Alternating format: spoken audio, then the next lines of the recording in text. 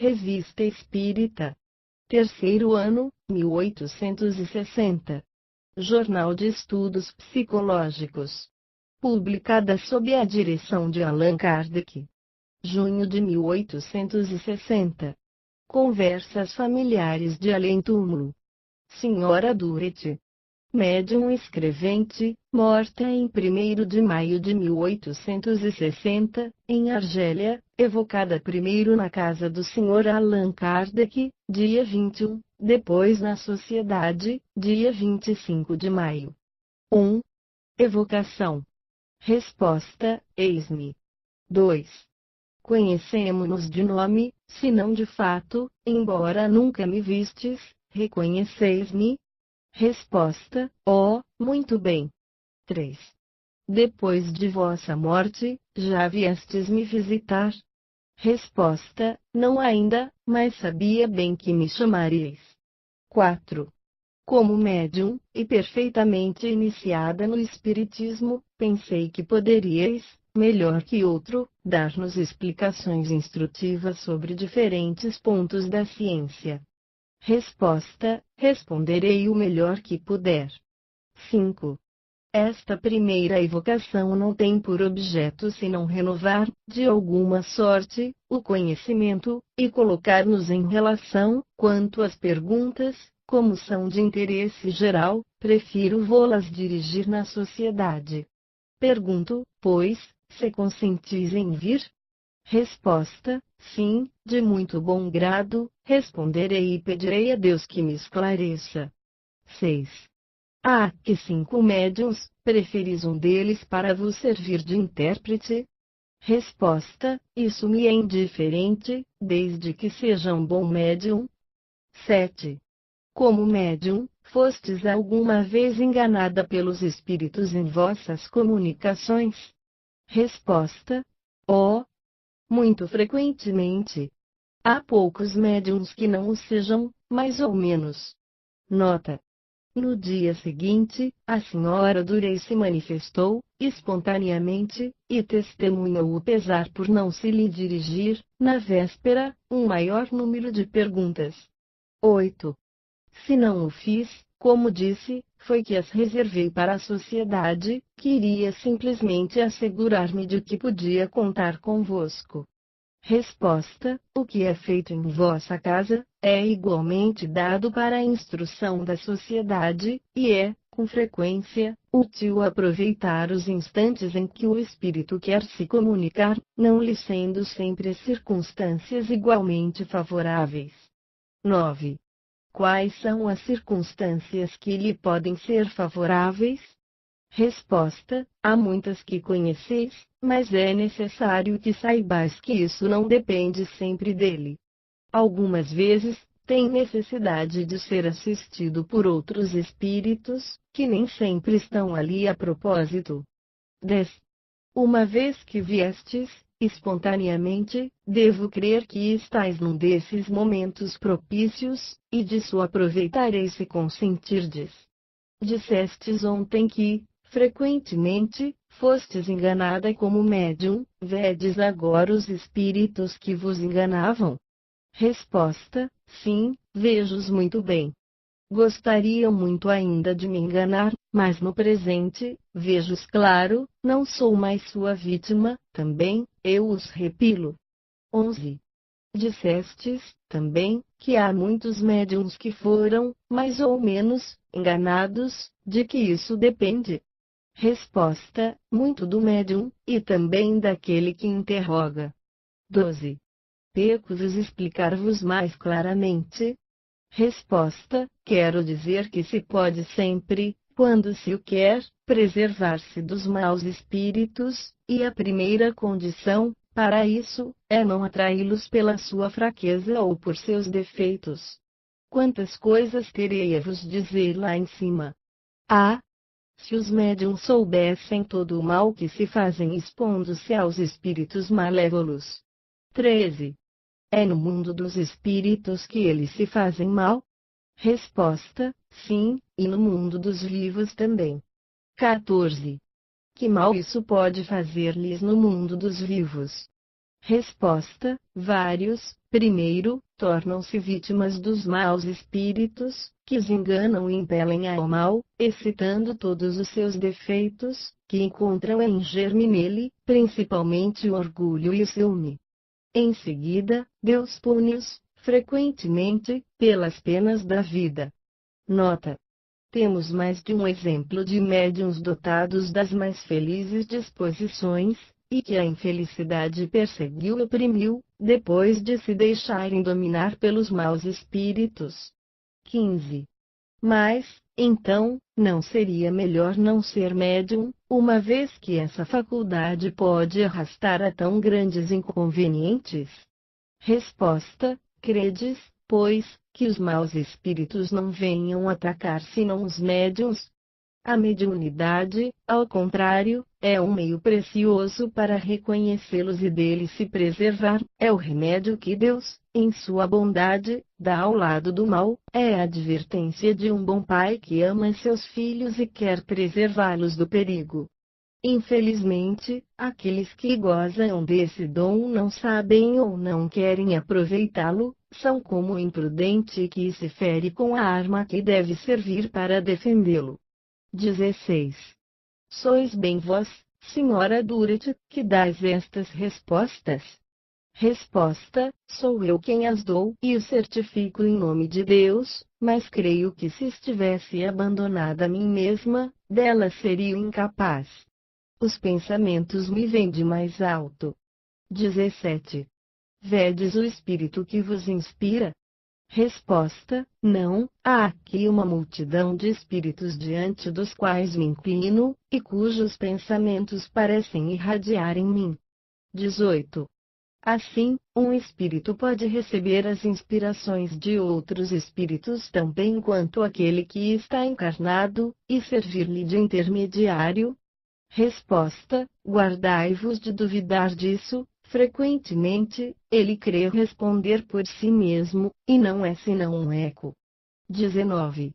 Que os pensamentos sejam vossos pessoalmente, ou que vos sejam sugeridos, pouco nos importa, do momento que são bons, agradecemos os bons espíritos que vô-los sugerem, mas, então, perguntarei por que esses mesmos espíritos não respondem diretamente? Resposta: falo-iam se vós os interrogasseis, foi a mim que evocastes, eles querem responder, e então servem-se de mim para minha própria instrução. 20. O espírito que obsidia o médium quando vivo, obsidia-o ainda depois da sua morte? Resposta: a morte não livra o homem da obsessão dos maus espíritos, é a figura do demônio atormentando as almas em pena. Sim, esses espíritos perseguem-no depois da morte, e causam-lhe sofrimentos horríveis, porque o espírito atormentado sente-se sob uma opressão da qual não pode se livrar. Aquele, ao contrário, que se livrou da obsessão quando vivo, é forte, e os maus espíritos olham-no com temor e respeito, encontraram seu senhor. 21. Há muitos médiuns verdadeiramente bons, em toda a acepção da palavra? Resposta: não são os médicos que faltam, mas os bons médicos são raros, ocorre o mesmo com os médiuns. 22. Por que sinal se pode reconhecer que as comunicações de um médium merecem confiança?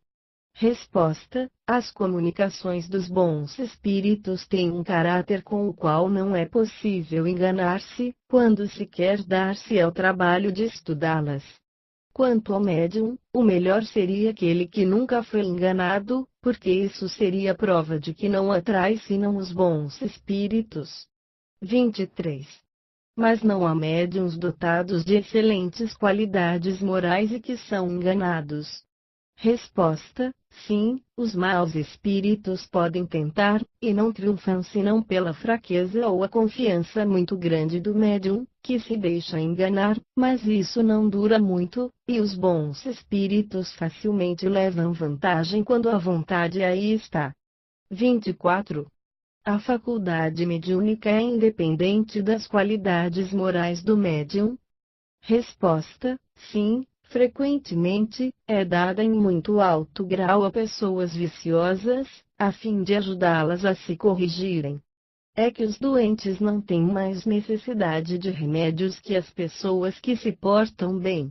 Os maus espíritos, algumas vezes, dão-lhe bons conselhos sem o quererem, são impelidos por bons espíritos, mas disso não se aproveitam, porque, pelo orgulho, não os tomam para si. Nota: isso é perfeitamente exato, e vêem-se, frequentemente, espíritos inferiores darem rudes lições, e em termos pouco medidos, assinalarem os defeitos, virarem os defeitos em ridículo, com mais ou menos comedimento, segundo as circunstâncias e, algumas vezes, de modo muito espiritual. 25. Os bons espíritos podem se comunicar por maus médiuns.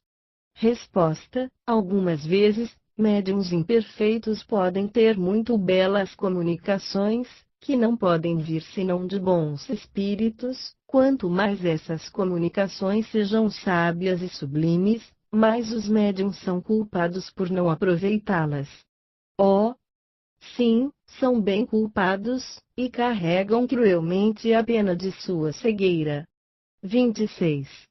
As boas intenções e as qualidades morais daquele que interroga, podem conjurar os maus espíritos atraídos por um médium imperfeito, e assegurar-lhe boas comunicações. Resposta: os bons espíritos apreciam a intenção, e, quando julgam útil fazê-lo, podem se servir de toda a espécie de médium, segundo o objetivo que se propõe, mas, em geral, as comunicações são tanto mais seguras quanto o médium tenha mais qualidades sérias. 27. Nenhum homem podendo ser perfeito, seguir-se-ia que não há médiuns perfeitos? Resposta: aos que são tão perfeitos quanto comporta a humanidade terrestre, são raros, mas os há. Estes são os preferidos de Deus e se preparam grandes alegrias no mundo dos espíritos. 28. Quais são os defeitos que mais dão presa aos maus espíritos? Resposta: eu vos disse, o orgulho, e o ciúme, que é uma consequência do orgulho e do egoísmo. Deus ama os humildes e castiga os soberbos. 29. Disso se conclui que o médium que não seja humilde não merece nenhuma confiança? Resposta: não, não de maneira absoluta, mas se reconheceis num médium do orgulho, do ciúme e pouca caridade, tendes muito mais chance de ser desenganados. Nota: o que perde muitos médiums é crerem-se os únicos capazes de receber boas comunicações e desprezar a dos outros, se creem profetas, e não são senão os intérpretes de espíritos astutos que os enlaçam em suas redes, persuadindo-os de que tudo o que escrevem é sublime, e que não têm necessidade de conselho. A crença de certos médiuns na infalibilidade e na superioridade de suas comunicações é tal que nela tocar é quase uma profanação. Duvidar delas é quase injuriá-los, bem mais, é mesmo expor-se a fazer deles inimigos, porque melhor seria, dissera um poeta, que seus versos são maus. Esse sentimento, que tem orgulho por princípio, é mantido pelos espíritos que os assistem, e que tem grande cuidado em inspirar-lhes o afastamento de quem possa esclarecê-los. Isso só deveria bastar-lhes, se não estivessem fascinados, para fazê-los abrir os olhos. Um princípio que ninguém poderia contestar é que os bons espíritos não podem aconselhar senão o bem, portanto, tudo o que não for bem, num sentido absoluto, não pode vir de um bom espírito. Consequentemente, todo conselho ditado, ou todo sentimento inspirado, que refletisse o menor pensamento mau, seria, por isso mesmo, de origem suspeita, quaisquer que sejam. De resto, as qualidades ou a redundância do estilo, um sinal não menos característico dessa origem, é a adulação, da qual os maus espíritos não são avaros com relação a certos médiuns.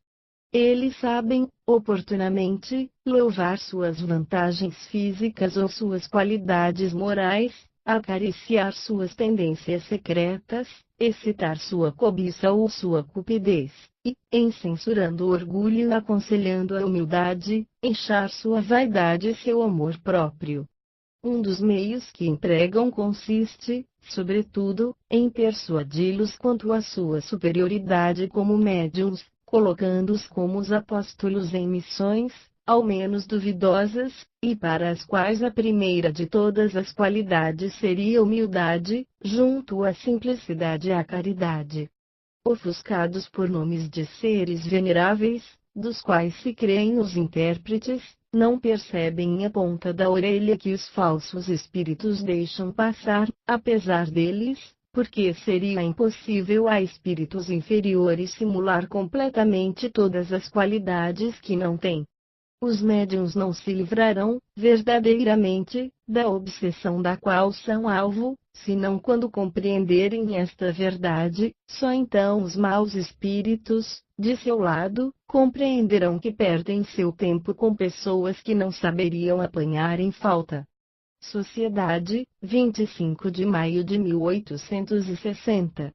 30. Vosso marido possuía, ao que parece, a faculdade de médium vidente. Tem realmente esta faculdade? Resposta: sim, positivamente. 31. Ele disse ter-vos visto 2 vezes depois de vossa morte. Isso é verdade? Resposta: sim, isso é bem verdade. 32. Os médiuns videntes estão expostos a serem enganados pelos espíritos impostores como os médiuns escreventes? Resposta: frequentemente, são menos enganados que os médiuns escreventes, mas podem sê-lo igualmente por falsas aparências, quando não estão inspirados em Deus. Sob os faraós, ao tempo de Moisés, os falsos profetas não faziam milagres que enganavam o povo. Só Moisés não enganava, porque estava inspirado por Deus. 33. Quereis agora nos explicar as vossas sensações, na vossa entrada no mundo dos espíritos? A parte a perturbação, mais ou menos longa, que segue sempre a morte, houve um instante em que o vosso espírito perdeu toda a consciência de si mesmo? Resposta: sim, como sempre, é impossível de outro modo. 34. Essa perda absoluta de consciência começou antes do instante da morte? Resposta: começou na agonia. 35. Persistiu depois da morte? Resposta: muito pouco tempo. 36. Quanto tempo pôde durar ao todo? Resposta: em torno de 15 a 18 de vossas horas. 37. Essa duração é variável segundo os indivíduos. Resposta: certamente, ela não é a mesma em todos os homens, isso depende muito do gênero de morte. 38. Enquanto se cumpria o fenômeno da morte, tinhais a consciência do que se passava em vosso corpo? Resposta: nenhuma. Deus, que é bom para todas as suas criaturas, quer poupar ao espírito as angústias desse momento, por isso, tira-lhe toda lembrança e toda sensação. Nota: este fato, que sempre nos foi confirmado, é análogo ao que se passa na reentrada do espírito no mundo corpóreo. Sabe-se que, desde o instante da concepção, o espírito designado para habitar o corpo que deve nascer, está tomado de uma perturbação que vai crescendo à medida que os laços fluídicos, que unem a matéria, se apertam, até a proximidade do nascimento. Nesse momento, perde igualmente toda a consciência de si mesmo, e não começa a recobrar suas ideias senão no momento em que a criança respira. É só então que a união do espírito e do corpo está completa e definitiva. 39. Como se opera o instante do despertar? Vós vos reconheceste subitamente ou bem houve um momento de meia consciência, quer dizer, de vago nas ideias? Resposta: estive, durante alguns instantes, no vago, depois, pouco a pouco, reconheci-me. 40. Quanto tempo durou esse estado? Resposta: não sei ao certo, mas pouco tempo, creio que em torno de 2 horas. 41. Durante essa espécie de meio sono, experimentáveis uma sensação agradável ou penosa? Resposta: eu não sei, não tinha quase nada consciência de mim mesma. 42. À medida que as vossas ideias se elucidavam, tinhais a certeza da morte de vosso corpo, ou bem crestes um instante estar ainda neste mundo? Resposta: acreditei, efetivamente, durante alguns instantes. 43. Quanto tivestes a certeza de vossa morte, disso não sentistes desgosto? Resposta: não, de modo algum, a vida nada tem a lamentar. 44. Quando vos reconhecestes, onde estáveis, e o que primeiro feriu vossa vista? Resposta: encontrei-me com espíritos que me rodeavam, que me ajudavam a sair da perturbação, foi essa mudança que me impressionou. 45. Encontraste-vos perto de vosso marido? Resposta: eu o deixo pouco, ele me vê, me evoca, isso substitui meu pobre corpo. 46.